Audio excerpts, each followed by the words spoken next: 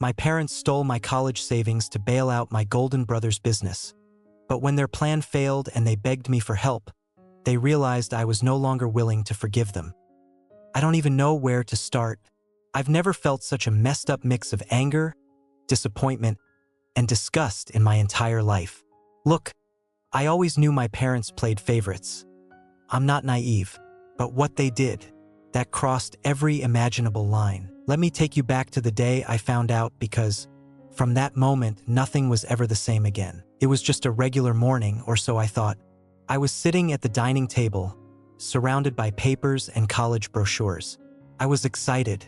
For the first time, it felt like all my hard work and sacrifices were finally paying off. I had gotten into the college of my dreams, and I was ready to take the next step. All thanks to the savings my parents and I had carefully built up over the years. They had always told me that money was untouchable. Not for emergencies, not for luxuries, just for my future. But, as I would soon find out, in my family, the word untouchable seems to have very different meanings depending on who it applies to. I remember sitting there, logging into the bank account to get the details for the first tuition payment. It was a moment I had imagined countless times. But when I finally saw the balance, it felt like someone had punched me in the gut. There wasn't a single cent left. At first, I thought it had to be a mistake. Maybe I'd entered the wrong password or clicked the wrong account, because this couldn't be real. I logged in again, checked the transaction history, and there it was, confirmation that every last penny was gone. I didn't know what the hell was happening, but I knew it couldn't be good. I rushed into the living room where my parents were. My mom was watching her morning show like she didn't have a care in the world, and my dad was flipping through some papers. I burst in, my heart racing, my stomach in knots. I showed them the account and asked, trying not to lose it, "What happened to the money? Where is it?" And that's when they dropped the bomb like it was no big deal. "We used it to help your brother," my dad said, not even bothering to look up, just like that, like he was talking about borrowing sugar from a neighbor. What? That was all I could manage to say. My brain just shut down, trying to process what they had just told me. Then my mom chimed in, using that infuriatingly condescending tone of hers.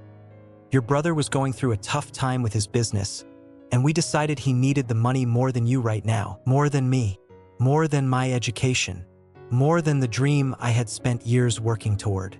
They had given it all to my golden boy brother, the family favorite, to bail out his failing business.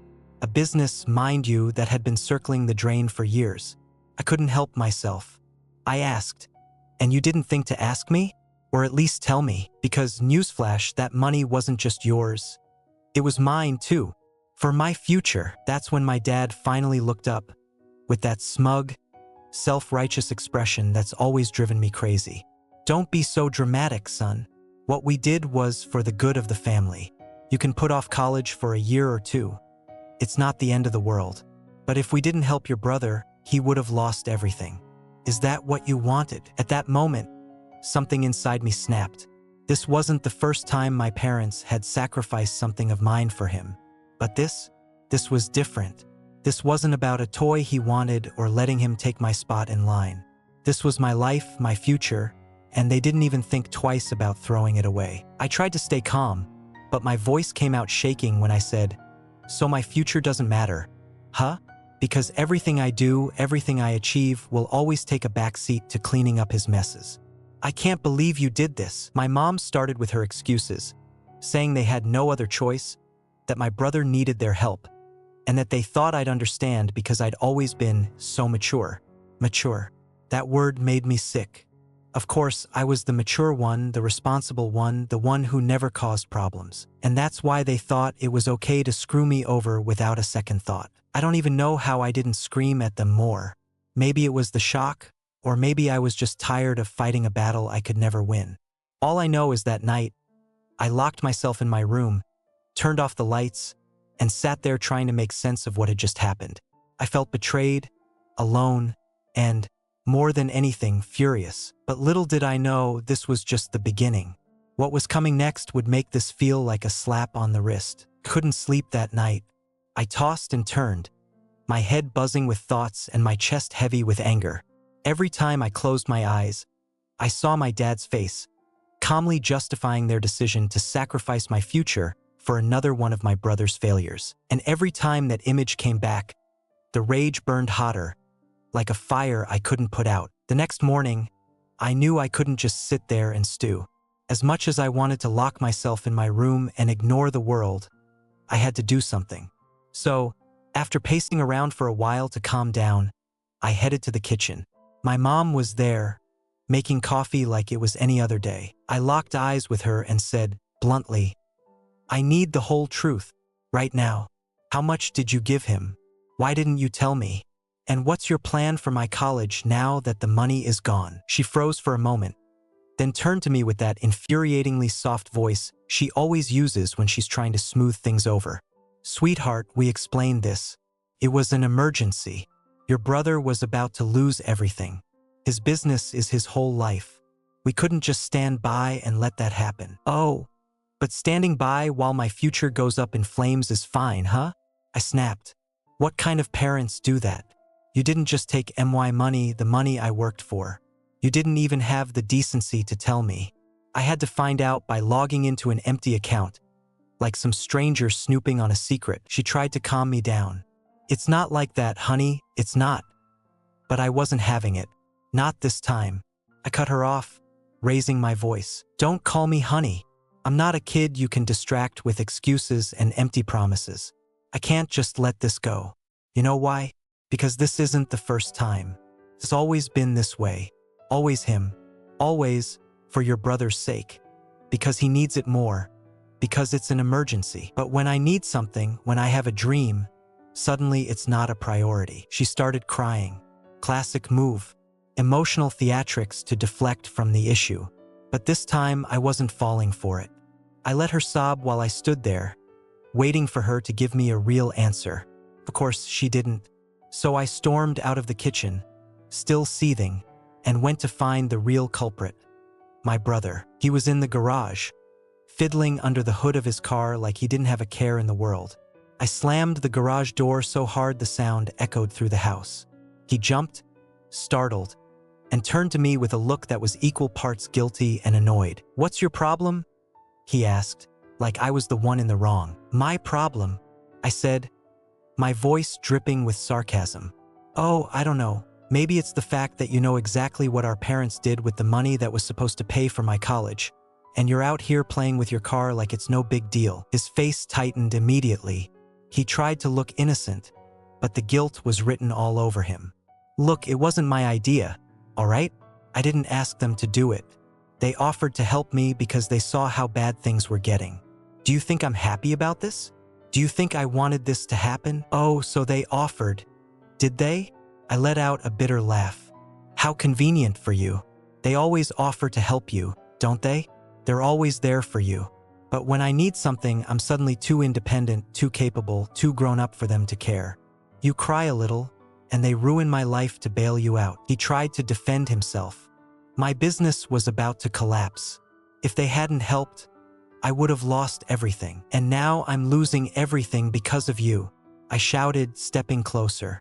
"Your business, your decisions, your screw-ups, and I'm the one who has to pay for it? When does it stop? Huh? When are you going to grow up and deal with your own mess?" Instead of answering, he crossed his arms and played the victim. "You're mad at the wrong person. If you've got an issue, take it up with mom and dad. It's not my fault they chose to help me." That sentence hit like a slap to the face. And yet, it confirmed everything I already knew. In this family, my worth has always been an afterthought. I'm the one who's expected to wait, to endure, to sacrifice. That night, as I slammed my bedroom door shut, I wasn't just closing it on another argument. I was making a vow. I wouldn't let them walk all over me again. I wouldn't let them treat me like a safety net they could rip apart whenever they needed to save their golden child. What I didn't realize then was that karma was already on its way. And when it arrived, I'd finally get the chance to turn the tables. When I got back to my room after confronting my brother, it felt like an emotional bomb had gone off inside me. I slammed the door so hard the windows rattled. Sure, I was angry, but more than that, I was exhausted. Exhausted from always being the one who had to understand, forgive, and compromise. They had taken more than just money from me. They had stripped away my trust, my respect, and any sense that I truly belonged in this so-called family. I spent the night staring at my bank account, refreshing the page as if the numbers would magically change. Spoiler, they didn't. The balance still screamed zero, a painful reminder of how much I trusted people who didn't deserve it. As I lay there stewing, a plan began to form in my head. I couldn't just let this go. Something had to change, and this time I wasn't going to be the one making the sacrifices. The next morning, I walked into the kitchen to find my parents already there, acting like everything was perfectly normal. My mom was rambling about the weather, the flowers in the garden, anything but the elephant in the room. My dad was buried in his newspaper, ignoring me like he always did when things got messy. I sat down, dropped my keys onto the table with a loud clatter, and stared them down. "I want to know what your plan is," I said, my tone sharp enough to cut through the facade. My dad raised an eyebrow, playing dumb. "Don't pretend you don't know what I'm talking about. I want to know how you plan to fix this. Or were you just hoping I'd magically figure it out while you all move on like nothing happened?" My mom was the first to speak, her voice trembling like she knew she was walking into a storm. "Honey, we told you, it was a hard decision, but we believe your brother can turn things around and pay it back. He just needs some time. Everything will work out." "Time?" I repeated, almost laughing at the absurdity. "How much time? Months? Years? While he's turning things around, I'm stuck watching my future fall apart. Don't tell me everything will be fine when it's clear you have no idea how to fix this." That's when my dad finally decided to chime in. He closed his newspaper with a deliberate snap and gave me that authoritative look he used to shut me up when I was a kid. "It's not as simple as you think," he said, his voice heavy with that self-righteous tone he always used. "We're doing the best we can. Keeping everything balanced isn't easy." "Keeping everything balanced?" I repeated, my voice dripping with sarcasm. "You know what else isn't easy? Realizing your own parents would rather throw one kid under the bus to save the other. What happened to us being a family? Because this doesn't feel like a family." He stood up from the table, clearly ready to end the conversation, but I wasn't about to let him off the hook. I got to my feet too, meeting him eye to eye. "I've always been the one who understands, the one who takes it, the one who steps aside. But guess what? Not anymore. I'm not going to bankroll anyone's failures. If he's as great as you think he is, let him prove it. But don't expect me to pay for his mistakes." My mom tried to intervene, her voice pleading for calm, but I was way past that. "You know what the worst part is?" I continued, glaring at her. "You didn't even ask me. You did it behind my back, knowing it was wrong. And now you're expecting me to just say, 'Thank you for this wonderful betrayal.'" The silence that followed was deafening. My mom started crying, her go-to move, while my dad just stood there, arms crossed, at a loss for words. But I wasn't done. Not by a long shot. What else could they take from me? They'd already stolen the future I'd worked so hard to build. As I turned to leave, I dropped one last bombshell. "Oh, and by the way, don't expect me to be there when this whole thing blows up in your faces. Because it will. And I won't be around to pick up the pieces." I walked out and got into my car, trying to calm the storm raging inside me. My heart was pounding like I'd just run a marathon. I knew what I'd just done would change everything, but I also knew it had to be done. For the first time, it felt like I was taking back control, no matter the cost. What I didn't realize then was that my words weren't just a warning. They were a prophecy. Because the disaster was about to get a whole lot worse.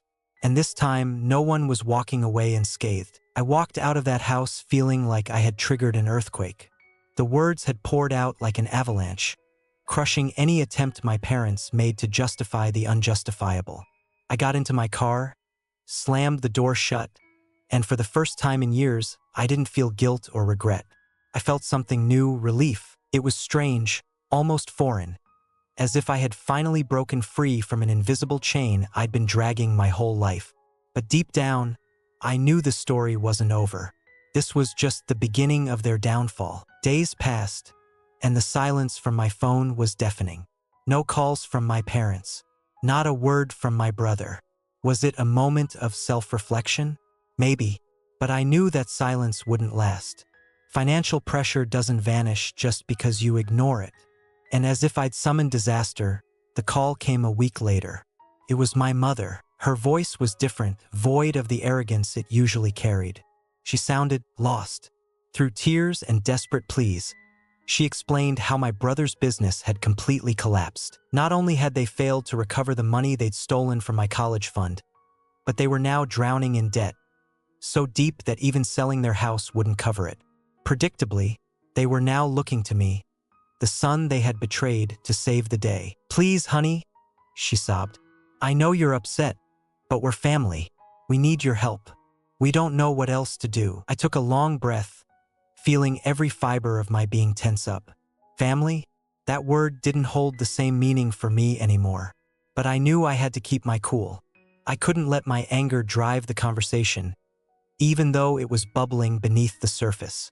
"Do you seriously expect me to bail you out after everything you've done? Do you actually believe you deserve my help after treating me like this?" She broke into more sobs, which almost made me hang up. But I didn't. I wanted to hear every word. I wanted them to feel the weight of their choices. She rambled on about how they'd make things right, how they'd repay me, how sorry they were. But there was no fixing this.